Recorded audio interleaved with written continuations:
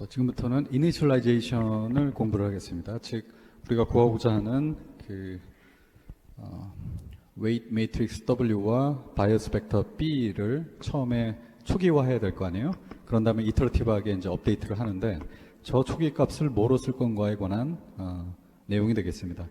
여러분들 수치 해석 때부터 아마 이제 여러 가지 이터러티브 알고리즘을 배워왔을 텐데 대부분의 알고리즘에서는 물론 제너럴하게는 그 최종 솔루션에 가까운 이니셜 게스로부터 시작을 하면 좋겠죠. 근데 이제 모르는 경우가 대부분일 테니까. 그래서 보통 이제 간단한 지로 벡터를 사용한다거나 혹은 뭐 유니폼한 뭐 1, 1, 1, 1 모든 엘리먼트가 1인 그런 것들을 사용을 하고. 근데 뉴럴넷에서는 그렇게 하면 안 돼요. 왜 안 되는지를 한번 볼게요. 일단 흔히 많이 쓰는 지로 벡터, 그러니까 모든 거를 다 0000으로 때려 넣는 그거는 분명히 안 됩니다. 안 된 이유가 이전에 이 오버올 픽처를 보면 만약에 초기 이 W와 B의 초기 값이 다 0이라면 G가 0이 되죠. 왜냐면 얘는 어떤 인풋 곱하기 W 더하기 B니까. 그리고 A로 넘어갈 때 대부분의 넌리니어 펑션이 액티베이션 펑션이 인풋이 0이 들어오면 역시 얘도 0이죠. 뭐 가장 흔히 쓰이는 렐루가 그렇고 하이퍼탄젠트도 그렇고 시그모이드는 그렇진 않네요. 근데 시그모이드는 또 다른 문제 때문에 그 히든 레이어에서 거의 쓰이지 않기 때문에 이 A가 0이 된다고 볼 수 있겠어요. 그러면 이제 문제가 요게 0이 되는 거죠. 그렇죠? A가 0이 돼서 이 W 매트릭스에 관한 그레디언트 혹은 편미분이 0이 돼서 결국 W 업데이트가 안 되겠네요. 그렇죠? 그러니까 얘가 이전 W로부터 마이너스 알파 그 다음에 요 그레디언트 이렇게 돼야 되는데 이게 0이 되니까 업데이트가 더 이상 안 되는 거죠. 그렇죠? 그래서 그런 문제가 있고 근데 더 나아가서 꼭 0이 아니라도 그러니까 넌지로여도 유니폼한 벡터면 안 돼요. 예, 그거를 지금 좀 보여주려고 합니다. 그래서 일단 간단한 이그젬플을 한번 보죠. 그래서 인풋이 2D고 원 히든 레이어 그 다음에 아웃풋이 하나짜리인 바이너리 클래시피케이션을 가정을 하고 이 W 매트릭스와 이 B 벡터를 B 같은 경우는 그냥 사실 B를 0으로 집어넣지 않고 어떤 이것도 다른 넌지로를 해도 거의 같은 결과가 나와요. 근데 계산 편의상 그냥 B는 0으로 그냥 픽스를 했고요. 이 W 매트릭스가 어떤 넌지로 값을 갖는 하지만 유니폼한 그런 매트릭스라고 가정을 할게요. 그 이니셜 밸류가 그 두 번째 레이어에 있는 W도 마찬가지로 어떤 유니폼한 넌지로 값을 갖고 이럴 때 우리가 뭘 볼 수 있냐면 첫 번째 forward propagation 그 다음에 backward propagation 즉 어떤 초기 값을 가지고 여기로 한번 갔다가 그죠? 코스트 펑션 구하고 그 코스트 펑션의 그 아웃풋 y에 관한 편미분을 구한 다음에 그죠? 다시 백 프로퍼게이션 해서 업데이트를 할 수 있잖아요.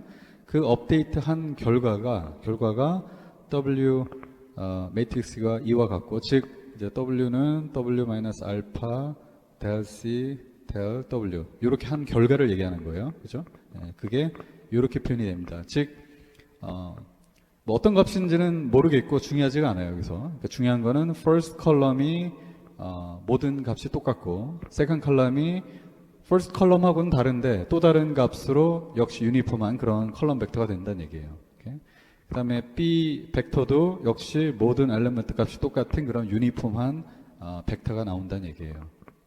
자 그렇게 되면 G1이 즉 여기죠. 예,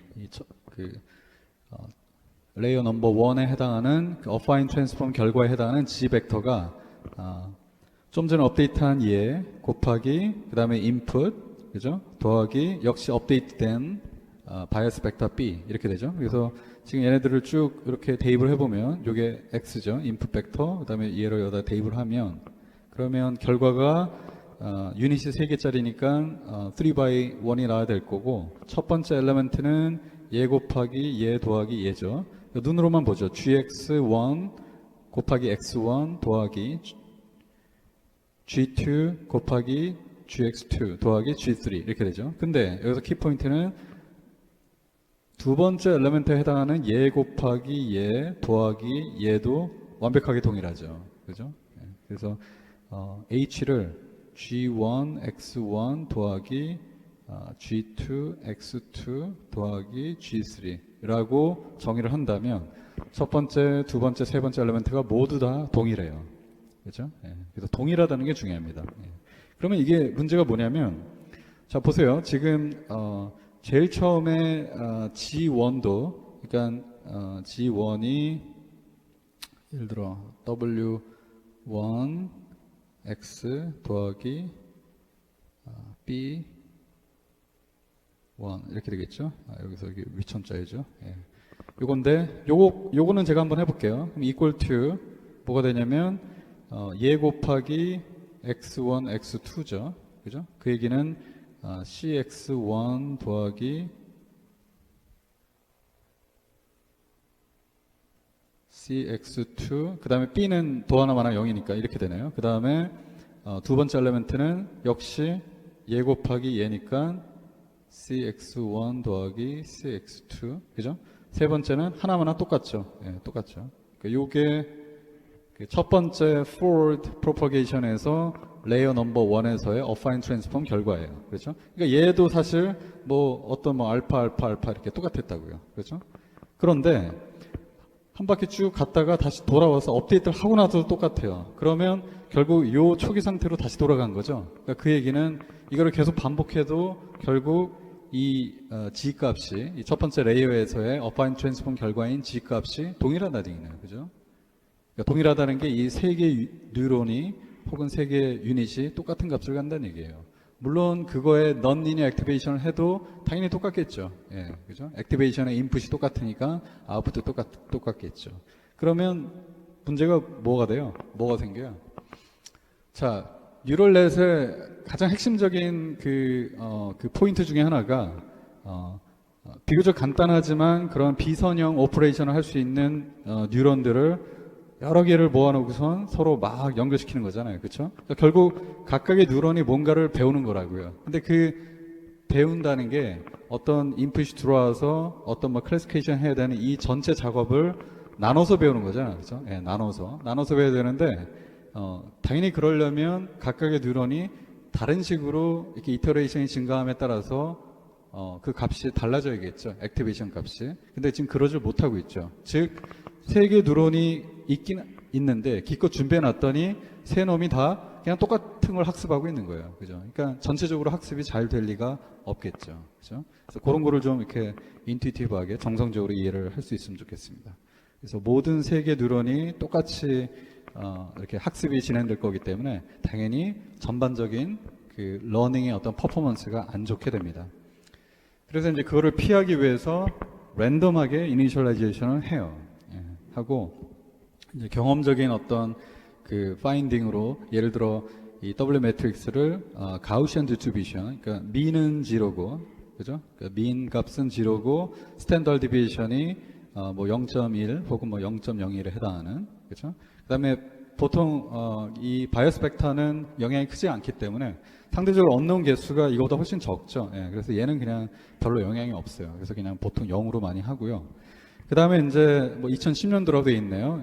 이런 사람이 이제 이론적으로 뭘 발견했냐면 히든 레이어에서 액티베이션 펑션이 하이퍼 탄젠트일 때 이론적으로 이러한 포뮬러를 사용하면 좋더라. 저것도 이제 확률적인 어떤 관점에서 좋다는 얘기예요. 그래서 이런 페이퍼들을 보면 아마 여러 가지 그 어널리시스들이 우리가 초기에 배웠던 그 랜덤 베어러블 프레임워크로 아마 설명이 되고 있을 겁니다. 왜냐하면 이니셜 밸류가 랜덤이 되는 순간 모든 이어서 계산되는 값들이 다 랜덤일 테니까. 그렇죠? 그래서 보면 역시 민 값은 0이고 스탠더드 디비에이션이 뭐 이렇게 표현이 됐대요. 그러니까 즉 L번째 어떤 웨인 매트릭스의 초기 값을 위해서 바로 전 L-1번째 뉴런 개수가 혹은 유닛 개수가 몇 개냐에 따라 그거에 반비례해서 그렇게 정해지네요. 그렇죠? 그다음에 비교적 더 최근에는 더 렐루가 훨씬 더 파퓰러 하니까 이 렐루 액티베이션 펑션을 사용을 하면 이게 좀 더 좋더라라고 이제 연구 결과가 나왔고요. 자, 그 다음 페이지로 넘어가면, 그래서 지금까지는 계속 바이너리 클래시피케이션으로만 우리가 생각을 했어요. 그냥 편의상 그게 좀 간단하니까. 근데 이제 핵심적인 내용들 다 알았으니까 좀 더 제너럴하게 멀티 클래스 프로블럼에 대해서 익스텐션을 어떻게 할 건지를 한번 얘기를 해볼게요. 먼저 어떤 기초적인 그 선행돼야 될 그런 모디케이션이 있는데, 일단은 뉴럴 네트워크에서 제일 마지막 레이어에 있는 유닛 개수를 그 총 클래스 개수로 만들어줘야 됩니다. 그러니까 그림으로 그리면 예를 들어 뭐 인풋이 이렇게 x1, x2가 있고 뭐 요게 뭐 4개로 이렇게 늘어났다가 뭐 이렇게 쭉 가다가 뭐 4개까지 왔다가 요게 L-2라고 쳐요. 레이어 인덱스로. 그럼 마지막 L번째 레이어는 그 다음에 지금 예를 들어 3 클래스 프로블럼이라고 해요. 그러면 마지막에 이게 항상 3개로 끝나야 된다는 얘기네요. 그렇죠? 이렇게. 그 얘기고. 자, 그렇게 되면 요 마지막 레이어에서의 어파인 트랜스폼 결과인 GL 벡터죠. 그 다음에 그거의 non-linear activation 결과인 AL 둘 다 K by 1 벡터가 되겠죠. 그래서 만약에 K가 3이라면 둘 다 3 by 1 벡터가 되겠네요. 그렇죠? 그게 한 가지 필수적으로 필요한 모디케이션이고, 두 번째는 이거는 사실 뉴럴의 구조하고는 별로 상관이 없는 건데 트루 레이블 있죠. Y 스타라고 표현했던 이게 베이시스 벡터의 형태에 돼요. 그러니까 저게 무슨 소리냐면 베이시스 벡터가 뭔지 아나요? 일반적으로 n 디멘저널 스페이스에서는 벡터 스페이스에서는 첫 번째 엘리멘트만 1인 거, 그죠? 그다음 두 번째 엘리멘트가 1인 거, 이런 거를 이제 베이시스 벡터라고 얘기를 하죠. 그래서 예를 들어 역시 클래스 넘버가 3인 경우에, 그런 경우에 이 y 스타, 즉 레이블을 나타내는 y 스타는 예를 들어 100 혹은 010 혹은 001이어야 한다는 얘기예요. 이렇게. 그래서 물론 이제 각각이 만약에 거기에 상응하는 그 인풋 피처 벡터가 클래스 1에 해당한다면 얘를 써야 된다는 얘기고, 2여야 된다면 얘를, 3여야 된다면 얘를 써야 된다는 얘기죠. 그렇죠? 그래서 보통 요 y 스타는, 즉 true label은 요 인풋 피처 벡터랑 같이 페어로 이렇게 오는 거죠. 그래서 제가 항상 이렇게 제가 표현을 했죠. 이렇게 그때 정의되는 요 y 스타가 클래스가 3개짜리인 경우에는 얘 아니면 얘 아니면 얘야 된다는 얘기예요. 예를 들어.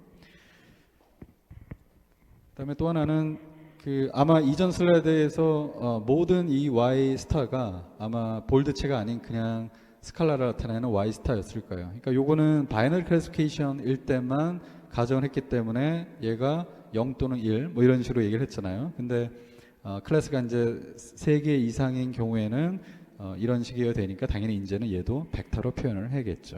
그렇죠? 그래서 그런 모디케이션을 좀 기본으로 좀 알아두고, 그 다음에 역시 액티베이션 펑션도 이제 멀티 클래스로 한번 익스텐션을 해볼게요.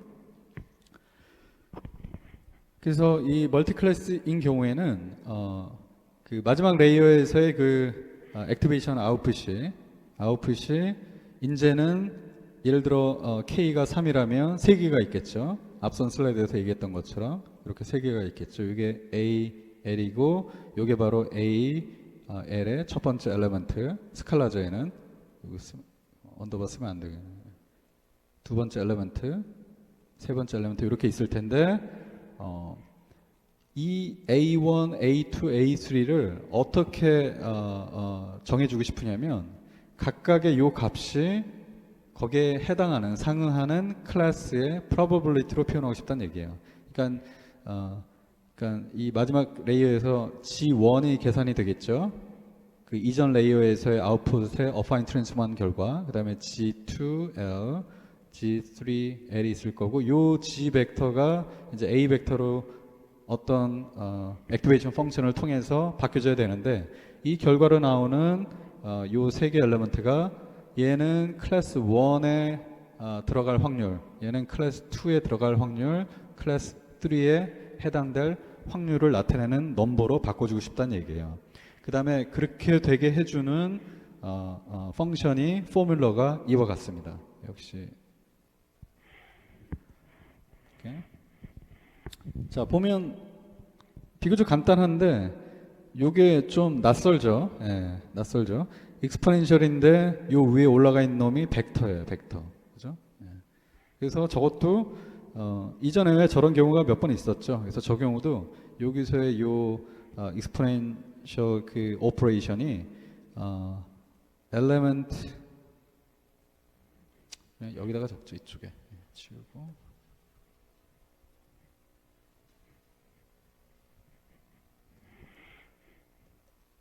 여기서 요 exponential operation이 element wise exponentiation입니다. 이게 무슨 말이에요? GL은 벡터잖아요, 그죠? 그래서 예를 들어 역시 클래스가 3개짜리라고 가정을 하고 그러면 G1, G2, G3가 있을 거네요, 그렇죠? 물론 위에 다 L이 있어야 되고. 나머지는 생략할게요. 그러면 요거의 의미는 뭐냐면 그냥 익스포넨셜의 G1, 익스포넨셜의 G2, 익스포넨셜의 G3다라는 얘기예요. 그렇죠? 어렵지 않죠?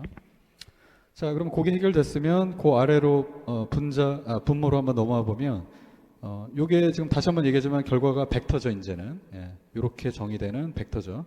그 벡터의 k번째 엘리멘트를 나타내는 거예요. 그러면 그 k번째 엘리멘트를 1부터 총 클래스 개수까지 싹 다 더하면 결국 뭐예요? 그냥 얘 더하기 얘 더하기 얘네요. 그렇죠? 그겁니다. 이그샘플을 보면 아마 더 확인해질 거예요. 자, 다시 한번 마지막 레이어에서 일단 유닛 개수가 3개여야 되고 k가 3이라면 그 마지막 레이어에서 affine 트랜스폼 결과를 gl이라는 벡터로 표현했어요. 그래서 결과가 예를 들어 3, 1, 마이너스 2가 나왔다고 쳐요. 그러면 요 정의에 의해서 구하는 액티베이션 펑션의 결과는 요 3, 1, 2, 마이너스 2를 익스포넨셜 위에 이렇게 다 올려놓죠. 그죠? 이렇게 올려놓고 분모에는 그 3개를 싹 다 더한 거. 그죠? 그 다음에 분자에는 그거를 각각 하나씩 이렇게 벡터화한 그런 모양이 되겠습니다. 그래서 뭐 계산하면 되겠죠. 계산하면 될 거고 이러한 액티베이션 펑션을 소프트맥스 액티베이션이라고 해요. 그래서 이전에 우리가 시그모이드 뭐 하이퍼 탄젠트 얘기할 때 그때 같이 끼워서 또 다른 타입의 액티베이션 이렇게 얘기할 수도 있겠으나 얘는 분명히 좀 특이한 성질을 가지고 있는 게 이전에는 예를 들어 G1, G2, G3가 마지막 레이어에서 나왔다면 A1 그죠? 그러니까 마지막 그 아웃풋에 해당하는 요 A1이 순전히 G1에서만 나왔죠. 그렇죠? 그러니까 나머지 G2와 G3 아무 상관이 없이 역시 G2는 A2에만 영향을 끼치고 그런데 그에 반해서 지금 이 소프트맥스 액티베이션은 A1이 모든 값에 영향을 받는 거죠. 그렇죠? 그러니까 여기서 예를 들어 이 부분이 A1에 해당하는 거잖아요. 근데 이게 요 G1뿐만이 아니라 G1은 엄밀히 말하면 3이죠. 나머지 요 1, 마이너스 2, 즉 G2와 G3에 또 영향을 받는 거죠. 그렇죠? 그래서 그러한 명백한 다른 점이 있고요. 그 다음에 중요한 어떤 프로퍼티 중에 하나가 이 결과 3개를 싹 다 더하면 항상 1이 된다는 거. 뭐 너무나 당연하죠.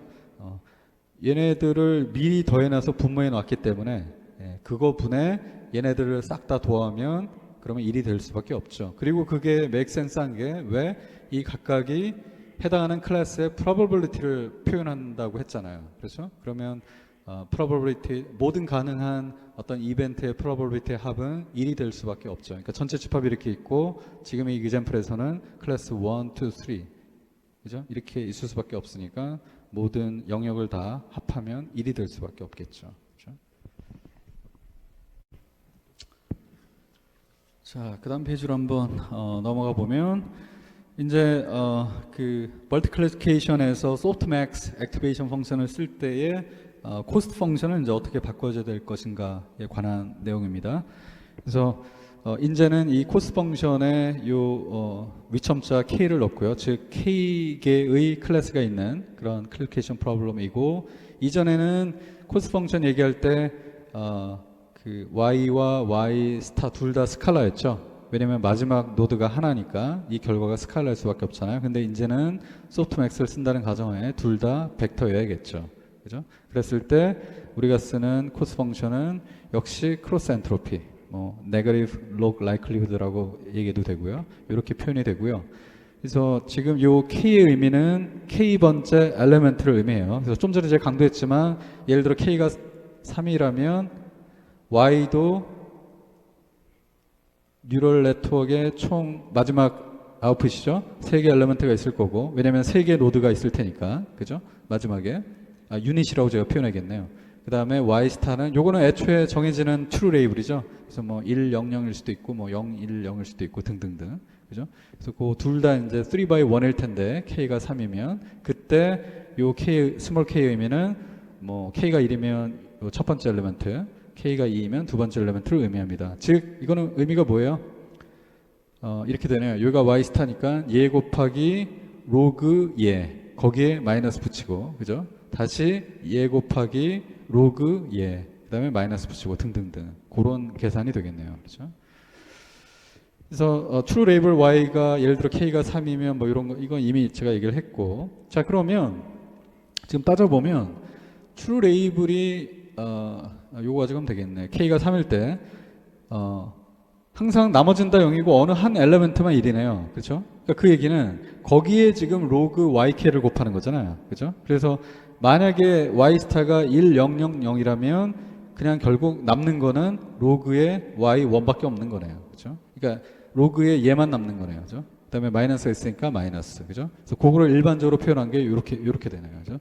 그래서 J는 뭐냐면 바로 그 true 클래스 인덱스. 그죠? 그런 얘기고요. 뭐 굉장히 뻔하죠. 예. 따라서 요게 이렇게 간단히 된 요 코스트 펑션이 미니마이제이션이 되려면 요 마이너스 로그 x 펑션을 그려보면 뭐 이렇게 나올 거예요. 그죠? 이렇게 나오니까 결국 요 값이 1에 가까워질 때 0이 되는 거죠. 그러니까 말이 되는 거죠. 저게 true label 1에 가까워지는 경우니까. 그 다음에 1에서 멀어져서 점점 0에 가까워질수록 무한대로 가서 코스트가 굉장히 올라가는 거죠. 그래서 그렇게 될 y 값이 나오지 않도록 오티마이제이션이 진행이 되겠죠. 그렇죠? 자, 그리고 마지막으로 역시 바이너리 케이스인 경우로 한번 생각해 보면 그냥 이거죠. y1 스타 곱하기 로그 y1 더하기 y2 스타 곱하기 로그 y2. 그죠? 여기서 이제 k가 2일 때니까. 그런데 요 두 번째 텀이 y2의 스타는 1-y 스타죠. 이게 왜 이렇게 된지 알겠어요? 자, y 스타는 뭐예요? 다시 한번 얘기하자면 베이시스 펑션, 그죠? 유닛 베이시스 펑션. 그러니까 k가 2일 때는 뭐 얘 아니면 얘잖아요, 그죠? 얘 아니면 얘인데 일단 얘일 때도 y2 스타가 0이죠, 그죠? 그러면 그거는 y2 스타가 항상 1일 수밖에 없으니까 1에서 그 값을 뺀 거죠, 그죠? 예. 그러니까 요 경우에도 y2 스타는 1인데 y1 스타가 0일 테니까 1에서 바로 그 0을 빼면 다시 1이 되는 거죠. 그죠? 그러니까 어느 경우든 간에 항상 y2 스타는 1-y1 스타이겠죠. 그죠? 서로 1, 0 아니면 0일 테니까. 그렇죠? 그 다음에 이 y2는 왜 1-y1으로 바뀌죠? 이거는 소프트맥스 아웃풋의 프로퍼티 그 자체죠. 그죠? 그래서 두 개 엘리멘트인 경우에는 그 두 개를 합한 게 항상 1일 수밖에 없죠. 그죠? 1일 수밖에 없기 때문에 y2는 1-y1이 될 수밖에 없죠. 그렇죠? 이렇게 놓고 보니까 이게 뭐예요? 이전 거랑 똑같죠. Same as the cost function for binary classification. 그죠? 자, same as the cost function for binary classification. 그래서 이 식을 굉장히 우리가 only difference는 여기 지금 하첨자 1이 없다는 건데 그때는 애초에 y1, y2 이렇게 할 필요가 없고 그 노드가 유닛이 하나밖에 없었으니까 그냥 y라고 표현했을 뿐이고 완벽하게 똑같은 거죠. 그래서 지금 우리가 뭘 알 수 있는 거냐면 우리가 계속 지금까지 바이너리 클래시피케이션에서 써왔던 바로 그 식이 그 멀티 클래스 프레임워크에서 유도된 식의 어떤 스페이셜 케이스였다라는 걸 알 수가 있겠네요. 그렇죠?